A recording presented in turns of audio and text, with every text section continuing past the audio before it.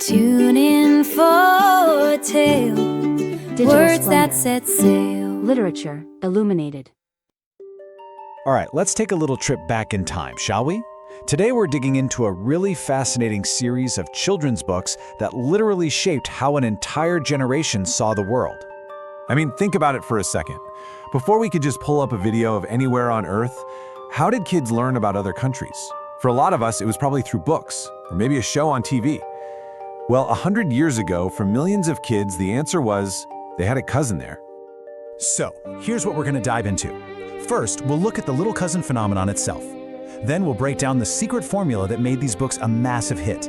We'll meet some of this huge, global family of cousins, and then we'll ask a big question. Were these books a window or a mirror?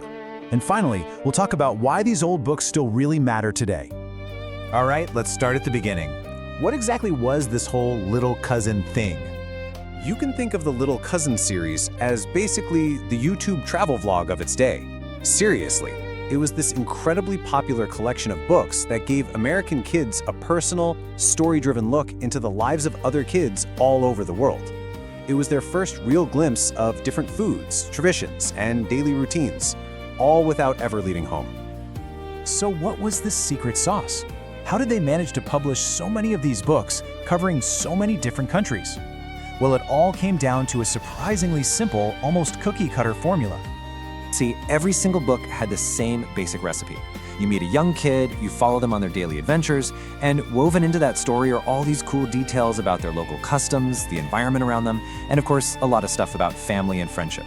It was a recipe you could use for a story set pretty much anywhere. So take a look at this. On one side, you've got Our Little Finnish Cousin, where we're hanging out with Juhani and Maja, surrounded by quiet lakes. And on the other, we're with Afonso in Brazil, climbing banana trees in the hot sun. Totally different worlds, right? But check it out. It's the exact same storytelling blueprint. Different settings, same structure. Kind of genius, really. And when I say they use this formula everywhere, I mean everywhere. The sheer scale of this series is just wow. Let's do a quick world tour to see just how big this family of cousins really got. There was our little Philippine cousin. And our little Boer cousin down in South Africa. They even had a little Cossack cousin way out in Siberia. Then there was our little Siamese cousin. And our little Czechoslovak cousin. And of course, our little Hindu cousin in India. And that's just a handful. All in all, we're talking about more than 30 of these cousins from all over the map. It created this huge, global, imaginary family for kids to read about and connect with. But here's where it gets really interesting. Were these books a window, giving kids a clear view of other cultures, or were they more of a mirror, reflecting the world back from a very specific American point of view at the time? Let's dig into that. You know, every story we tell comes from somewhere. It's shaped by our own background and experiences, right? That's what we mean by cultural perspective. And this series, it's a perfect case study in the cultural perspective of early 20th century America. I mean, just look at the title itself, Our Little Cousin. Think about those words. Our suggests a kind of relationship, maybe even a sense of ownership from the perspective of the American kid reading it. And little, well, yeah, the main characters were kids, but it also carries this slightly paternalistic tone. It frames the whole world in a very particular way, one that really reflects that turn-of-the-century American mindset.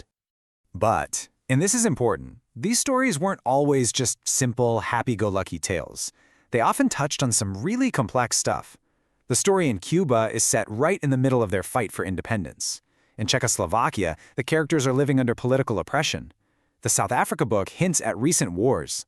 The Panama story is happening right after a revolution. So the point is, even though they were told through a specific lens, these stories were often grounded in very real history. Okay, so why are we talking about some dusty old children's books? Why do these cousins from 100 years ago still matter today? It really boils down to three big things. First, they're a window into the past, a snapshot of what kids' media looked like before everything went digital. Second, they are a perfect case study in representation, showing us how cultures were often explained from an outsider's point of view. And third, they're a mirror of their time, reflecting the values and attitudes of that era right back at us. And that, of course, brings it all back to us, right here, right now. Looking at these little cousins makes you think about our own media, the videos we watch, the books we read, and it makes you ask a really big question. A century from now, when people look back at the stories we're telling today,